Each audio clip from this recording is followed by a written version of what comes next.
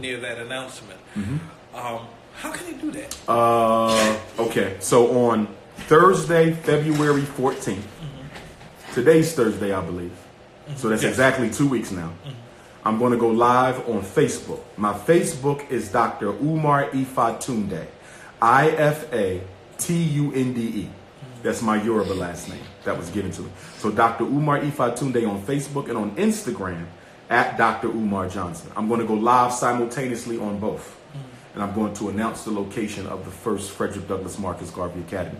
Ultimately, we got to have schools all over the country, all over the world, right? So this is just one of many to come, God willing, right? And ancestral supporting. So that's what I'm going to do. Now, when you go to Facebook, you got to make sure you're on the right page, because my detractors and enemies have created fake pages of mine. So you got people emailing people thinking they talking to Dr. Umar and they not. I only got one page, but if you search my name, 20 will pop up. The only page that I have is Dr. Umar Ifatunde, and it has about 393,000 followers. Instagram, I have 407,000 followers. 407,000 followers. That's how you know you got the right person. Also, if any of your parents or listeners need a one-on-one consultation with me, they need to talk to me about their kid, they need to look at the report, they can always email me, DrUmarJohnson@yahoo.com, or my website, DrUmarJohnson.com, or they can text my cell phone. I give my own number out. I've been doing it for years because my life is the liberation. And my cell phone number is 215-989-9858. I'm going to repeat it. 215-989-9858. They can text me on that. They can email me through the website, email me directly. Also, allow me to let your listening audience know, in case they want to come, that I have 2 speaking events I'll be doing in Black History Month. One is in the Bronx, New York City, the Bronx, boogie down. I've never been to the Bronx. I've been all through Brooklyn, all through Queens, all through Harlem, never been to the Bronx. Finally getting to the Bronx. I will be speaking at St.Helena's Church, 1315 Olmstead Avenue in the Bronx, New York, on Sunday, February 17th. Sunday, February the 17th, in the Bronx, New York City, at 5 o'clock. The very next Saturday, February the 23rd, I'll be speaking in Hamden, Connecticut. Hamden, Hamden, Connecticut. Saturday, February the 23rd, and I believe that is a 4 p.m. program. Okay? So if anybody wants to come to the Bronx on Sunday the 17th of February, or Connecticut, Saturday the 23rd of February, they can go to DrUmarJohnson.com and buy the tickets. They can also get them at the door. For all of my events, all children 17 and younger are free. So it's no need for them not to be there.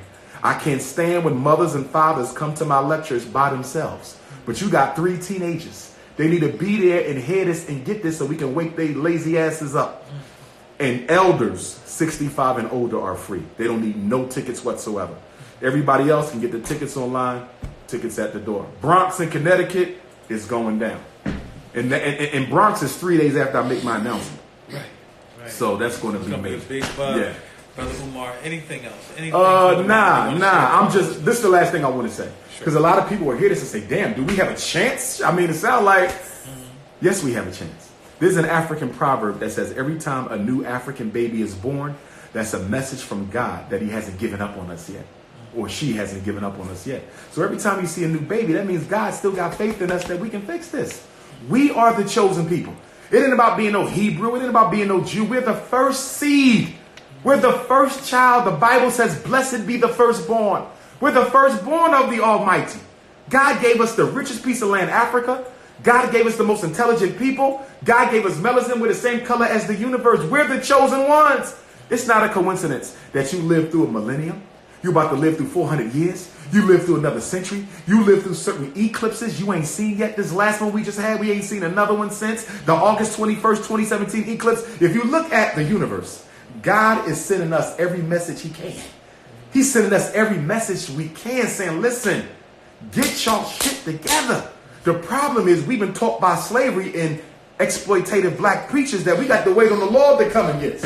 Everybody praying for the Lord. No, the Lord ain't coming to get you. The Lord gave you everything you need to free yourself. God don't work for black people. God works through black people. Good word, good word. Sonia, anything for the good doctor? You know what? I wish he was here when I had my my men's panel.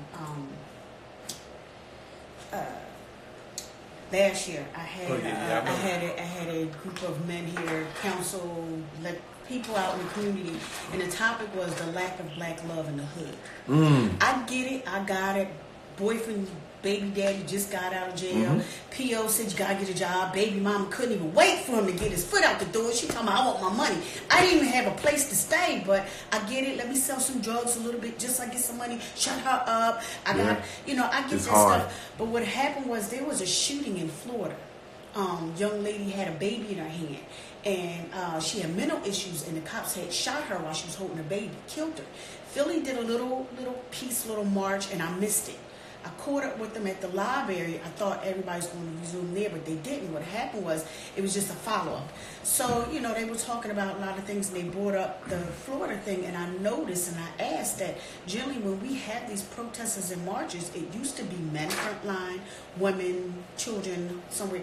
Now it's the ladies, and I was wondering, where are our black men? I get it. I got it. I don't condone y'all doing illegal stuff. Like I said, you got baby mama all up your behind. She got her finger all up. I get that part. But shy of that, where are the black men in the community? Why are we not finding a lot of them? They're drifting off like you were touching on. We got black men with white women and and what happened? So it came out. It came out kind of nice. It was, I tried to do a follow up. I had the ladies on. The topic on that one was, oh my God, made me forget what it was. But are we bitter or we misunderstood? Both. And only reason I say that because I was literally within blocks. I walked by and you can hear Becky. No disrespect, she was on the phone and she was. Did you say Becky? Well, she was on the phone and oh my God. But this is as far as her conversation went. 2 blocks later, I lied to you not. I'm walking down the street. Why did I hear Rashima on the phone? Oh, no, you. And I'm like, why am I still listening to you 2 blocks later on the phone? So I'm like, wow, that was interesting. She was loud, but she was to herself. I get down here and I'm listening to her, and she's like, so I did that, and I asked, I had State Rep Morgan Cephas on, I had a lady from Delaware come on, a few other, and they didn't make it, and it was just asked, are we bitter? We just misunderstood, and then I had the youth come on and said, are you in a rush? Are they really in a rush to hug the grave? Because our youth were being shot, and there was a lot of YouTubes going on with us beating each other up, and everybody wanted to film it and thought it was cute and cool. And I'm like, do y'all really want to die? Like, what's going on with us? I got a couple points, if I can. Go ahead. Point number 1. Apples don't far from trees. When I see kindergarten students competing over who got the best sneakers, who had more money spent on them for Christmas, you're not born with that. You learn it. When I see first graders calling each other ugly, you too black, you too yellow, your hair too nappy, your lips too, right? They weren't born with that. They learn it at home. We are breeding nigglets. That's exactly what we're doing. And we're raising killers. And nobody wants to admit it. Nobody wants to admit it. See, there's a myth that slavery destroyed the black family. Not true. We remain married all through slavery. Look at the statistics. You don't see a decline in 2-parent-headed households until 1970. And as we said earlier, what happened in 1970? The deindustrialization of the black community. In other words, they made the black man economically irrelevant to the black woman. Let me say it again. They made the black man economically irrelevant to the black woman. When they started locking up black men in the 70s and 80s, the black woman should have fought for her man to be liberated so he could come home to his family. So guess what the white man said? He said, we can't have the black man and black woman working together. We cannot allow the black man and the black woman to work together. So this is what we're going to do. When we lock his ass up, we're going to give her welfare. Not because we care about her or her kids, but we need her to not need to depend on him. So when we lock him up, we're going to give her food stamps. We're going to give her Section 8. We're going to give her aid to family with dependent children. We're going to give her health care. We're going to give her, the government, everything that a man normally provides. So this way, he's totally useless to the woman from an economic standpoint. And when he gets out of jail, she'll have her doctorate. She'll have her master's. She'll have her own business. She'll be working for the mayor. She's already been indoctrinated enough to not want to be bothered with the black man and instead will be looking for a white man. Let me say this. The black man is the only man in America. The black man is the only man in America whose woman does not need him to survive economically. He's the only man in America whose woman does not have to respect him in order to survive. He's the only man in America whose woman doesn't even have to talk to him before she makes a decision. We have been politically castrated, and we have been politically castrated and economically castrated. And the problem is that the government working with the black church, has convinced black women that this Holocaust, this economic Holocaust against black men is all about poor morals. This ain't about no damn morals. This is about dollars and cents. No man is in a rush to get married if he can't care for his family. You follow me? When men have jobs, weddings go up. When men don't have jobs, weddings go down. And the white feminist movement has convinced the black feminist movement, which shouldn't even exist because the black man ain't the black woman's problem. The white man is the black woman's problem. But see, so busy staring in his blue eyes, she can't tell that he's the perpetrator of all this, right? The white woman convinced the black woman to separate the black man's political predicament from his behavior. The white woman has convinced the black woman to separate the black man's economic reality from his behavior. So because they eliminate the fact that he can't find a job, all this to say he's just a bad person. He's not responsible. He don't want to do better. He's lazy. He just wants to rob and steal and sell dope. That ain't the case. Do we got some men who are degenerates? Of course. So do whites. So do Jews. So do Chinese. Degeneracy is not the product of any one people or culture. But they have convinced every black woman in Philadelphia that if the black man ain't doing right, it's because he ain't right. Criminals are not born. Criminals are made. Wow. They are made. And they are. It's a social political construct. It's a social. Let's go back 60 years in America. I'm just putting in my back end battery because I'm on Instagram Live, by the way. Okay. I got 750 people watching. That's right. Go back 60 years. Who were the drug dealers? Who was running the guns? Who had the gangs? Who was counterfeiting money? Who was selling the dope? I'll tell you who. Jews, Irish, Italians. What happened in 1940? The United States government decided to make Jews, Irish, and Italians white people. They were not considered white before 1940. Anybody can do their research. And then after they made them white, guess what they did? They gave them an economic stimulus package. They gave the Irish the police departments.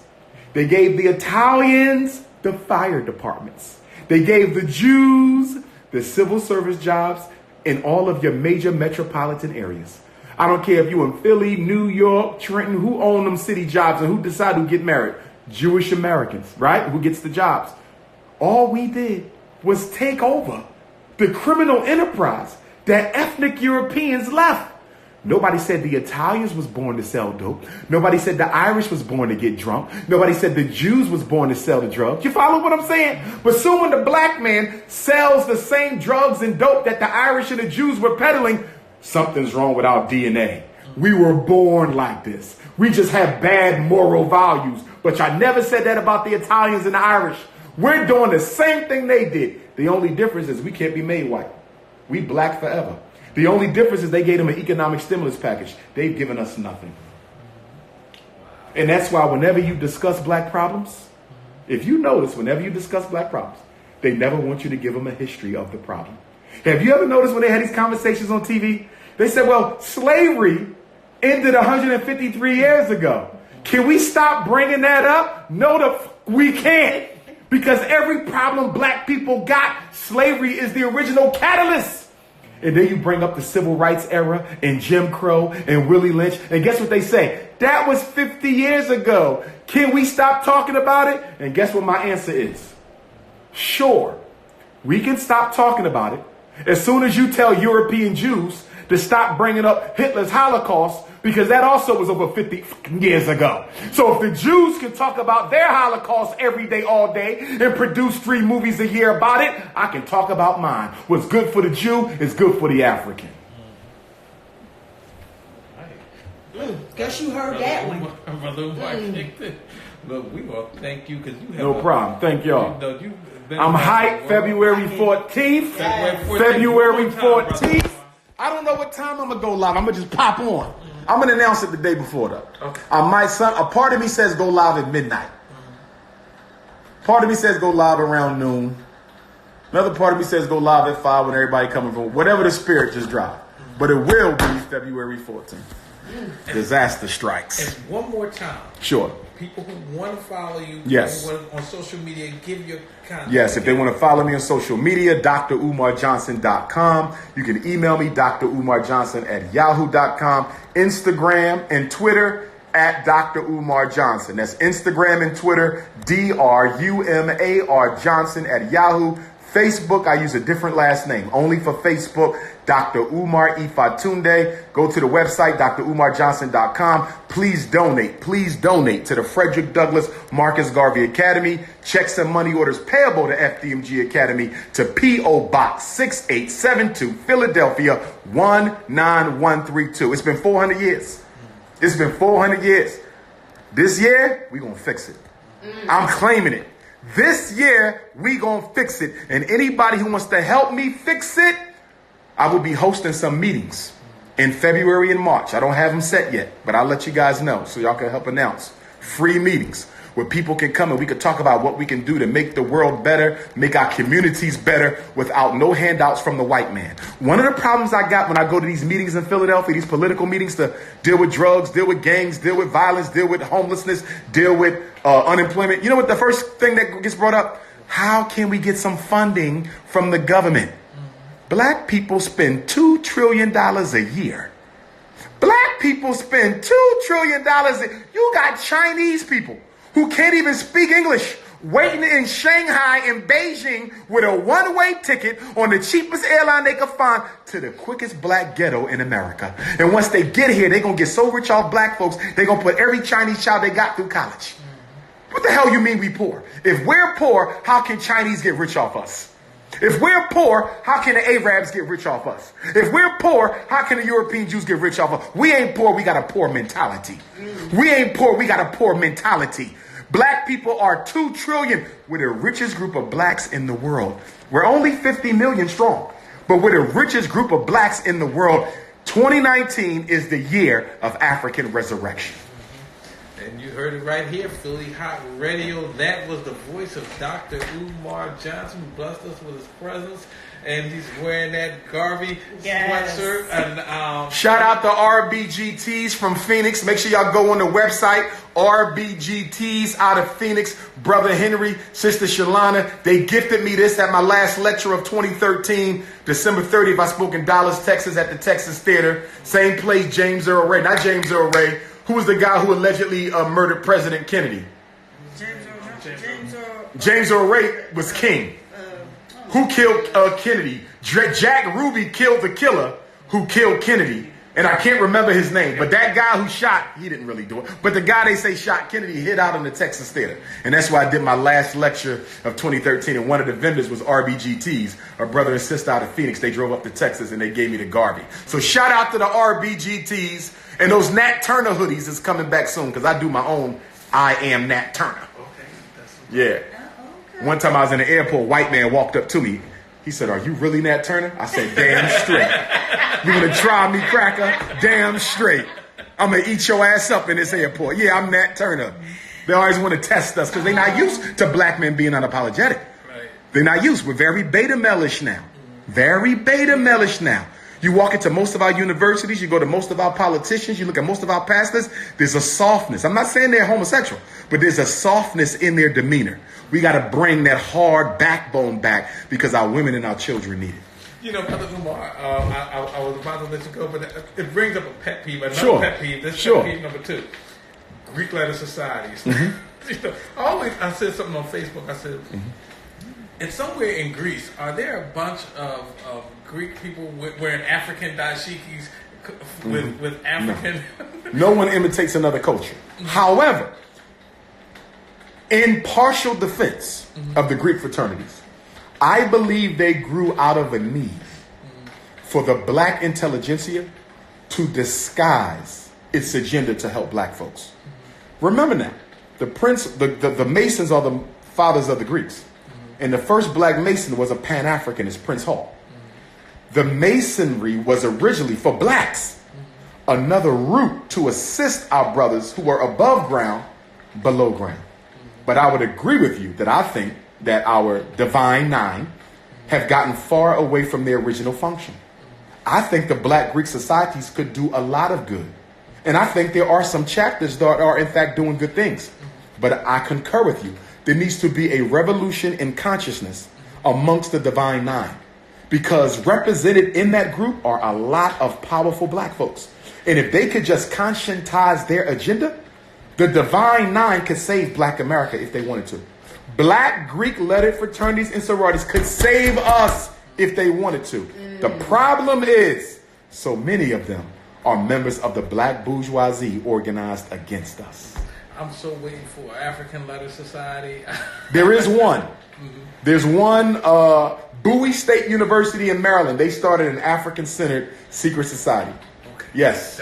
And they're using African symbols in the whole nine. That's what I'm talking about. Yes, sir. You got a couple of them popping up. It's that time. It's that time. It's that time. Time to stop calling ourselves other things. I'm not hating, right. But the first Greeks were black. We were the first to settle in civilized Greece. So the first Greeks were black. But to your point, most of the Greek lettered fraternities don't know that. They're not imitating us. They're imitating the Europeans. But again, I understand the clandestine and strategic reason for why they're blending in with the letters. Because the art of war is deception. So if you're going to call yourself a Greek, make good by doing something for your people so we can understand why you're disguised as a Greek. That's all. Like I hear black people say, no black man should be a cop. No black person should be in the FBI. No black person should be in Homeland Security. No black person should be a Republican. I don't agree. The white man has infiltrated every black organization, every black major movement, right? You got to have spies. Intelligence is critical. You can't plan without it. The problem is when we become police, we got to stay loyal. Bring the information back. When we go to the U.S. Congress, stay loyal. Bring the information back. If you're going to be FBI, stay loyal. Call me up. Dr. Umar, you don't even know me. You don't even know who I am. But I'm an FBI agent. This is what they're up to right now. You follow what I'm saying? Just bring up, because I get bougie blacks to say, I can't do what you do, Doc. They'll kill me. I'm too high up. You ain't got to do what I do. Just give me the intelligence, brother. Let us know so we can plan. I'll give you an example. Right now, they're gentrifying black America, right? I grew up in North Philly, 8th and Susquehanna. White folks is buying up North Philly like it's no tomorrow. I don't blame Darrell Clark and Kenyatta Johnson and all the other blacks on City Hall for the takeover. I don't blame them for the real estate takeover. I blame them for not telling us. I blame them for not preparing us. And Kenyatta's a friend of mine. We went to college together. I blame them for not telling us. I know you can't stop it, but at least tell the hood, y'all better buy up everything y'all can find. Because soon when 2000 gets here, they coming to take it all back. If we would have knew that, we would have been prepared. The problem with the black bourgeoisie, they're not preparing us to protect our interests. And that's why they're guilty. Good point. Brother Umar, we thank you again. Didn't I tell y'all, didn't I, Philly Hot listeners, didn't I tell you we was headed for some stimulating conversations? You sure did. I told you. Yeah, you sure did. I prophesied Won't be that. going to sleep up here. So Woke you look, up. I want y'all to listen to what you heard, whether you agree or disagree, whatever, but listen. Yeah. Listening. And they don't have to be robots. I want to be clear. I don't speak for people to agree with me. I know it's the truth, but I don't need them to know it's the truth. My job when I do an interview is to stimulate you to think independently for yourself. To not just go along with what CNBC says, what CNN says, what Donald Trump says. My job is to create independent thinkers. We don't have to agree on everything. We just have to agree on certain things. Independent thought is what I'm looking to create. And an independent thinker cannot be a robot. So I'm not looking to make robots. Right, well, there you go, Philly Hot Radio listeners. Thank you, Sony of the Sony Show. Thank you again, Dr. Thank you Umar. so much, Dr. Umar. Always stimulating. But we're gonna go ahead and play something for you guys. You've been blessed. You've been. Go ahead and do your research. Go ahead and get into your closets and do your contemplation and all of that. And decide what you want to do to enhance our struggle. And we're gonna play something good for you. You got my music. Oh, I keep forgetting. My song's not gonna play? Yeah, I told you. I left it in Hong Kong. They said they were going to send it over to Germany. Well, you won't be listening to my music. You'll be listening to a facsimile No, it's there. coming. It said it take about 3 months for me to get it. It got to Canada, Russia, and then head over. I just get a feeling my song will never play. So I'm just gonna submit on that. 5 o'clock. Make sure you in the house. www.phillyhotradio.com. www.phillyhot2t.com. Peace.